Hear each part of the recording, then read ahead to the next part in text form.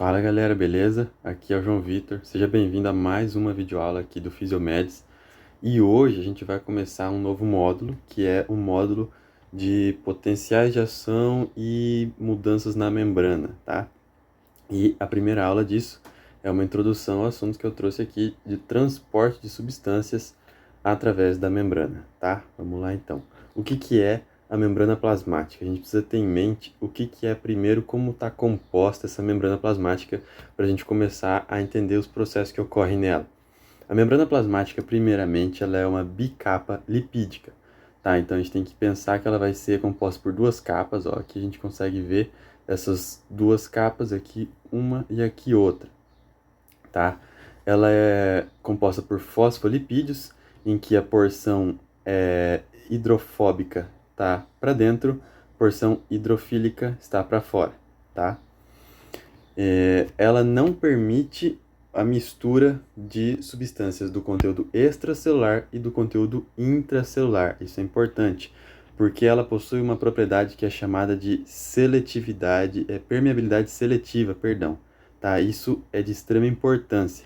Ela só deixa passar o que ela quer, tá? E como isso ocorre? A gente vai ver nessa aula ainda quais são os processos que isso ocorre, mas já adianto que um deles é passando diretamente por ela, pela membrana aqui, ou usando essas proteínas que a gente chama proteínas de transmembrana aqui, proteínas de canais e etc, tá? Líquidos intra e extracelulares. Eu vou deixar aqui um esquema só para a gente ter uma noção, não precisa decorar tudo, mas o que eu quero que você saiba, que é importante, muito importante, principalmente para a gente entender o potencial de ação, como ele ocorre depois, são essas quantidades aqui dessas substâncias, ó, o sódio e o potássio. O sódio e o potássio, eles são os principais atores ali no processo de potencial de ação. Então, grave bem isso, que sódio a gente vai encontrar em bastante quantidade no líquido extracelular. Aqui, ó, aproximadamente 142 miliequivalentes litro no líquido extracelular. Em contrapartida, por dentro da célula, no líquido intracelular, a gente encontra somente 10 miliequivalentes de litro. Já o potássio, ao contrário, a gente encontra muito potássio intracelular e pouco potássio extracelular, tá? Aqui são as quantidades, 4 fora e 140 dentro, tá? Então lembra bem disso. Potássio a gente tem bastante quantidade dentro da célula e sódio a gente tem bastante quantidade fora da célula, tá? Isso é bastante importante. Agora, definição de difusão. O que é difusão? Esse termo a gente já conhece, a gente sabe, mas o que realmente é? A difusão a gente pode definir ela como sendo um movimento de moléculas de uma substância, seja líquida ou gasosa, tá? Então, difusão é isso, ó. É esse esqueminha que eu trouxe aqui. Percebe que essa seta azul, ela representa uma substância, uma molécula de uma substância, que estava aqui inicialmente, e aí o movimento dela, ó, todo desordenado, desorganizado, vai batendo em outras moléculas, vai baralhando tudo e vai se mexendo aí dentro desse sistema, tá? Então, isso é definição de difusão, simplesmente. Aí, com isso já dá para entender também, mais ou menos, como que vai ocorrer uma difusão. Isso aqui, pela física, a gente sabe que é movimento, é energia cinética, são as moléculas ali se movimentando. Então, quanto mais moléculas a gente tem, mais movimento a gente tem, são fatores também que influenciam na difusão. Então, guarda isso, que daqui a pouco eu vou falar quais são os fatores que influenciam na difusão, e eles estão inclusos nisso, tá? Tipos de difusão, então. A gente vai ter dois tipos, que é a difusão facilitada e difusão simples. Depois existe um outro transporte, tipo de transporte, que é esse aqui, transporte ativo, a gente vai falar dele também daqui a pouco, tá? Mas na difusão, primeiramente, a gente vai encontrar esses dois tipos aqui, difusão facilitada e difusão simples, tá? A difusão simples, ela pode ocorrer por duas formas. Olha aqui no esqueminha comigo. Primeiro, ela pode atravessar a membrana diretamente por ela, sem problema nenhum, tá? Isso aqui geralmente ocorre, principalmente com substâncias que não têm problema com a gordura, por assim dizer. Então, são substâncias que podem se misturar em gordura, tá? Esse é de forma simples e básica. São substâncias que não têm problema com substâncias apolares, porque elas atravessam a membrana completa, e a membrana é o quê? Ela é fosfolipídica, entendeu? Então ela não vai ter problema em atravessar. A água, por exemplo, não é uma dessas. A água não consegue atravessar aqui simplesmente. Agora, o oxigênio, ele já é, ele consegue atravessar simplesmente, facilmente, por esse método aqui de fusão simples, tá? Dentro da própria difusão simples ainda, a gente pode ter essa proteína de canal aqui. Essa proteína de canal, ela é diferente dessa outra proteína que está aqui do lado. Essa proteína de canal aqui, ela vai simplesmente estar ali aberta, disponível para aquela substância passar. Então é como se você abrisse um buraco ali na célula, na membrana dessa célula, e permitisse que os íons passassem por ali, a substância passasse por ali, por um simples movimento, só de diferença de concentração, de um maior para um menor, ela vai passar por ali, tá? E por fim, a gente tem essa aqui que é a de difusão facilitada, que também usa uma proteína, mas essa proteína não é mais uma proteína de canal, ela é uma proteína transportadora, tá? Essa proteína transportadora, ela vai ser um pouco diferente. Ela vai apresentar uma mudança conformacional, então ela pode ser que ela mude um pouco a sua forma para poder atravessar essa substância de um lado para o outro da célula, da membrana, tá? Então grava isso. A gente tem que lembrar também que todos esses mecanismos aqui de difusão, eles são passivos. Eles não funcionam com gasto de energia, tá? Lembra bem disso aí. Tanto a difusão simples ali, diretamente pela membrana, quanto usando a proteína de canal, quanto a difusão facilitada, tá? Elas não precisam de energia e elas vão seguindo um gradiente. Então, por exemplo, a substância ela vai passar de um local que tem muita daquele soluto, daquela substância, para onde tem menos, tá? Isso aí é um fator importante. Como que ocorre, então, a seletividade dessas substâncias nesses canais? Então, vamos supor, um canal abriu, ele não pode deixar todas as substâncias que estão no extracelular passar para dentro, ou o contrário, de dentro para sair para fora. Isso não existe, isso não pode acontecer. Quando isso ocorre, é problema para a célula.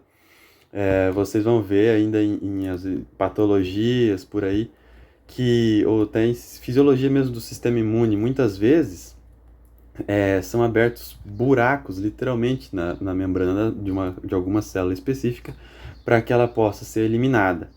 Tá? Isso é um efeito, por exemplo, do nosso sistema imune.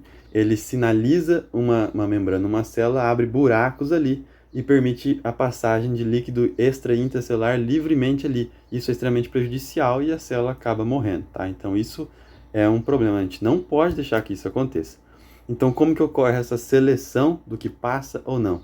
Lembra que eu falei no começo que a membrana ela é de permeabilidade seletiva, tá?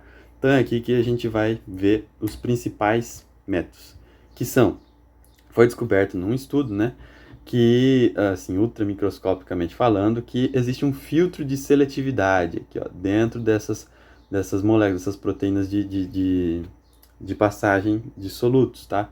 Então, dentro desse filtro, só vai passar a tal substância que se encaixa naqueles padrões, naqueles parâmetros para aquele filtro, tá? Uma outra método de seletividade é a carga. Então, por exemplo, a carga dessa proteína de membrana aqui de transmembrana, esse canal aqui, é negativa, por exemplo, igual está nesse exemplo aqui de cima. Ela é negativa, então ela vai permitir que passem substâncias positivas.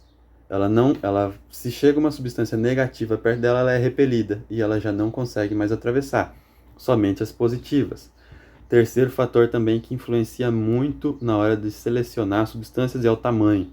Então, uma substância de tamanho muito grande, ela não pode passar por um buraco muito pequeno. Isso é óbvio. Vamos supor, a albumina, ela é uma proteína grande que circula pelo sangue. Ela não passa, por exemplo, em muitos desses poros, entendeu? Agora, íons menores, como por exemplo o sódio e o potássio, eles já passam com uma maior facilidade. Tá? Então tenha isso em mente também que ela é extremamente seletiva. Fatores que afetam então a velocidade dessa difusão. Lembra que eu falei que a gente tem dois tipos de difusão na difusão sem gasto de energia, né? A gente tem a difusão simples, que ela podia atravessar diretamente pela membrana, especificamente, ou por alguma proteína de canal que ficava aberta, prontinho ali para a passagem de íons. Ou tinha aquela difusão que era facilitada, em que uma proteína de canal ela mudava a sua forma para poder permitir a passagem de um lado para o outro da membrana. Lembra disso? Então aqui a gente fala delas de novo. Como que ocorre essa velocidade?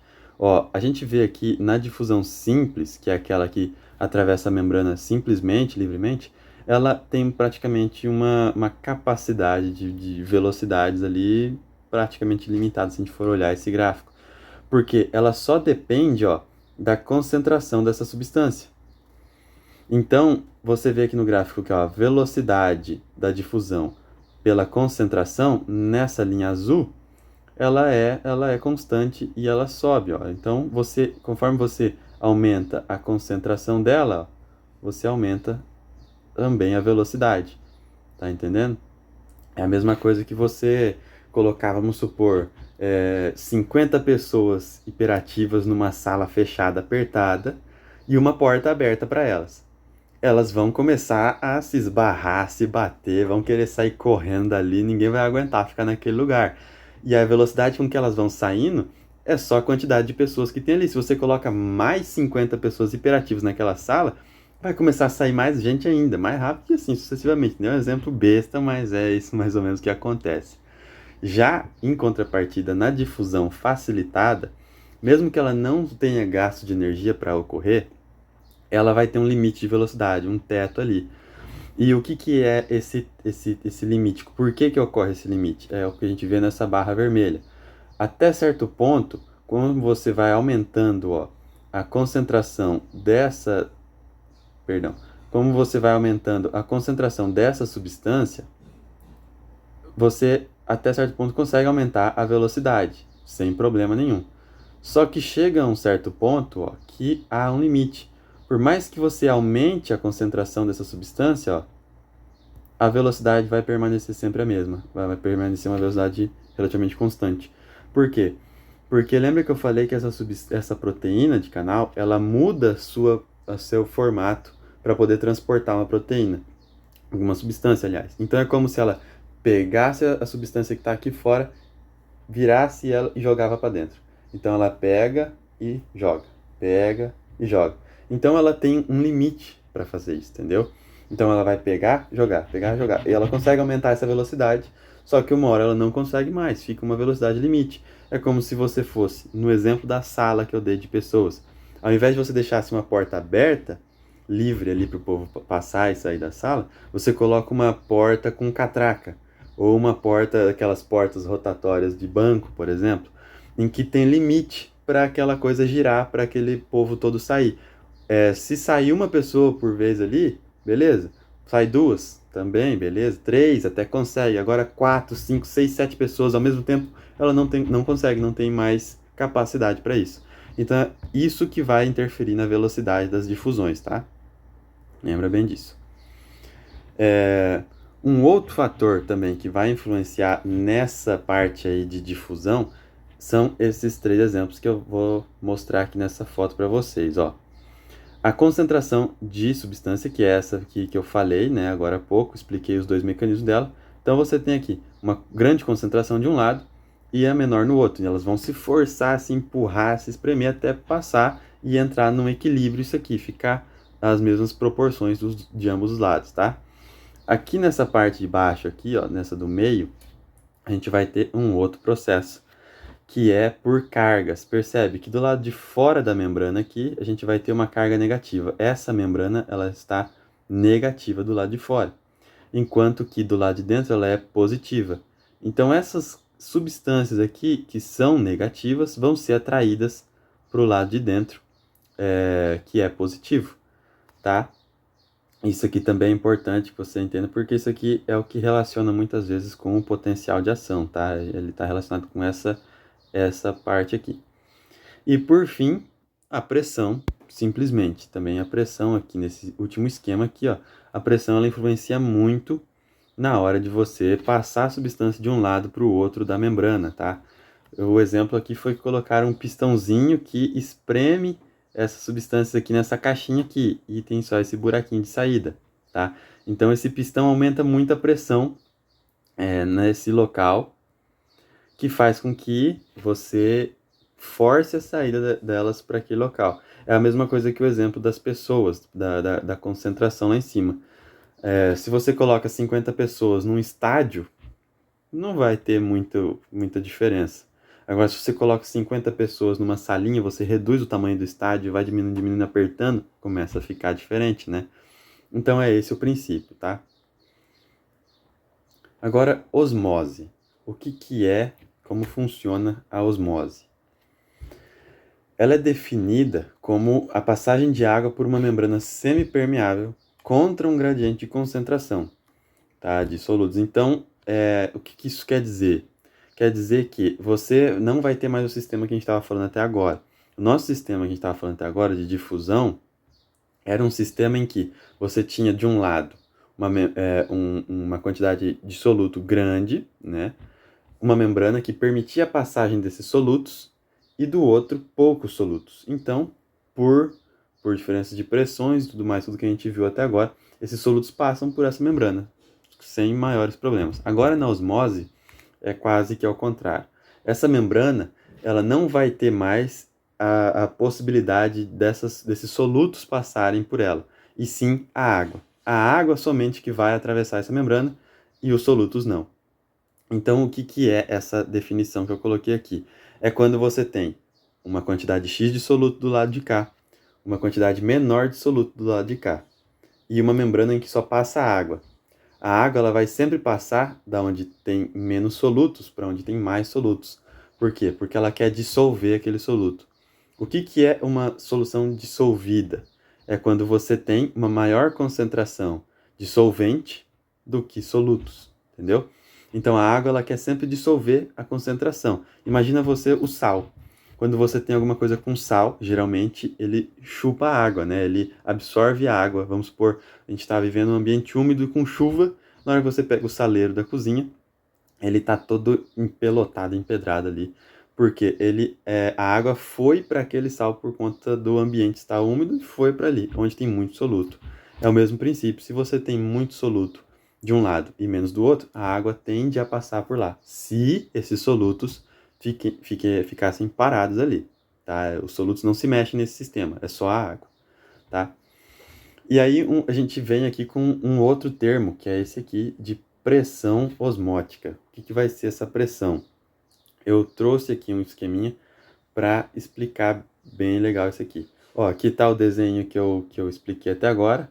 Então, uma membrana em que só permite a passagem de água, ó, e aqui desse lado uma solução com sal, por exemplo, NaCl, cloreto de sódio. A água vai forçar o possível para ela conseguir atravessar aqui e dissolver essa substância toda, tá? Voltando a falar de pressão osmótica que eu ia comentar, ela vai ser definida como sendo vamos supor assim, a força máxima que a osmose consegue fazer até que ela cessa sozinha por completo. Esse experimento que eu coloquei aqui, ele vai funcionar da seguinte forma, ó. Colocaram um tubo em U, é um tubo de vidro em U, né?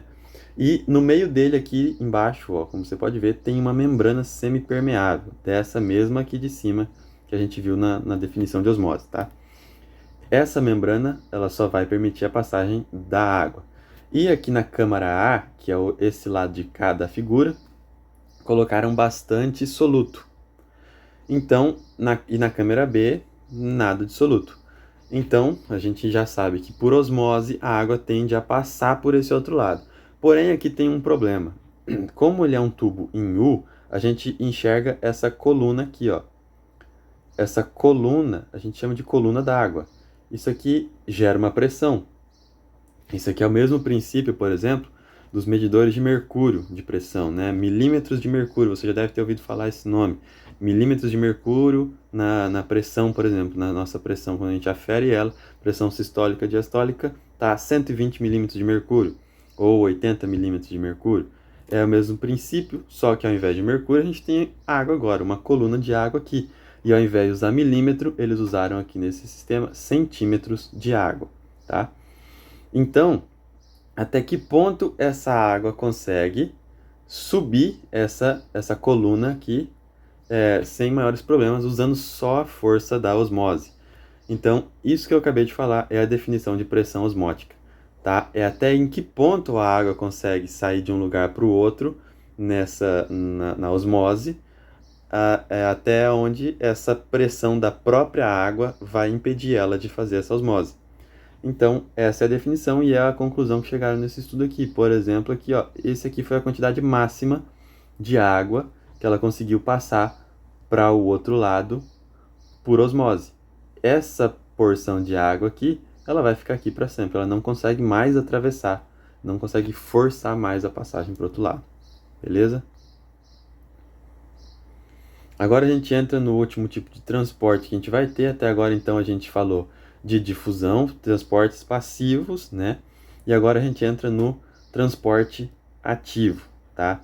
A gente vai definir ele como praticamente o oposto dos passivos, em que ele não vai buscar o equilíbrio. Esse é um primeiro ponto, tá? Grava bem isso, porque enquanto os passivos, a gente tinha a busca do equilíbrio, era uma diferença de concentração de um lado, aqui muito concentrado, era empurrado para o outro lado, até em que as concentrações ficavam iguais, tanto na osmose, com a quantidade de água também, lógico, ali a gente tem a variação com a pressão osmótica, tanto com as difusões e tudo mais, tá? Aqui não, aqui ele vai sempre ser um sistema desregulador, ele vai sempre deixar um lado com muito mais do que o outro, tá? E justamente por isso, como ele vai estar quebrando uma lei natural da física, ele vai gastar energia, tá? Então tudo que for nesse esquema assim de contra o natural, a gente vai gastar energia. Um exemplo disso, por exemplo, são os motores. Para você esquentar ele, você esquentar algum ambiente é só você é normal, você tem a liberação de calor por parte da energia que é gerada.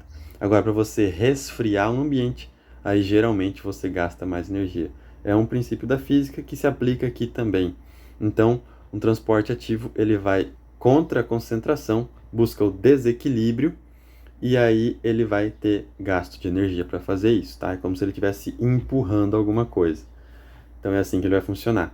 A gente encontra dois tipos de transporte ativo. Primeiro, que é o transporte primário, e o transporte ativo secundário. O transporte ativo primário é o que a gente vai se atentar. Ele tem em maior proporção, é ele que é o principal praticamente.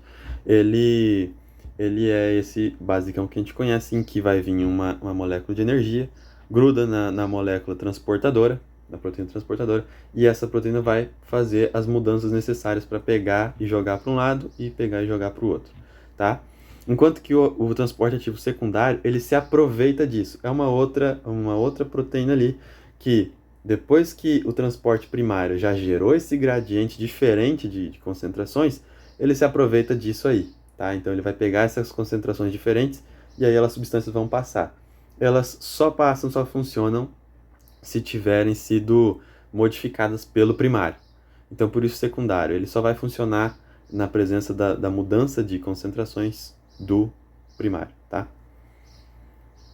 Então, vamos lá. O nosso principal transporte que a gente mais ouve falar, mais conhece e é mais importante, por assim dizer, né? É o transporte de sódio e potássio. Essa bomba a gente conhece de bastante, que é a bomba de sódio e potássio, tá? Ela vai funcionar da seguinte forma. Ela vai ter acoplado nela, como você pode ver aqui, ó, uma enzima chamada ATPase, tá? É onde o ATP, que é a nossa molécula energética, vai aderir e vai ser fosforilado, sendo liberado então ADP de fosfato, adenosina de fosfato e um grupo fosfato, tá? Com essa fosforilação é que ele vai liberar energia para essa molécula, para que ela possa trabalhar. Com esse trabalho dessa molécula, a gente consegue jogar 3 moléculas de sódio para fora da célula, ó, aqui é o exterior, e pegar 2 de sódio e jogar para dentro, tá? Então, isso aqui a gente tem que ter em mente, porque é de extrema importância isso aqui, por exemplo, num potencial de ação. E lembra que eu falei no começo da aula em que aqueles valores eram bom você ter em mente, que é o valor de sódio, de potássio no líquido intra e extra? Então, no líquido extracelular, a gente tem muito sódio. Por isso que a bomba vai estar atuando nesse nível. No líquido extracelular aqui no exterior, a gente já tem bastante sódio. Então não tem como você jogar o sódio ali sozinho, para ele fluir naturalmente. Você ia ter que usar uma bomba. Então você usa essa bomba aqui. E o contrário também, o potássio dentro da célula já está abarrotado de potássio. Então ele precisa empurrar um pouco mais ali para dentro. Por isso a gente usa essa bomba aqui, nesse caso também. E tem também lá na hora do potencial de ação, tem uma outra funçãozinha também que na hora que a gente chegar lá eu vou explicar, tá?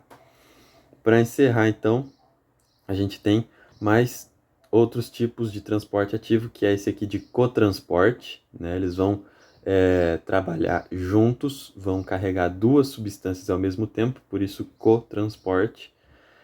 Nesse caso aqui é da molécula de glicose com uma de sódio, tá? É comum a gente ver bastante desses tipos de moléculas no sistema gastrointestinal também, por exemplo, né?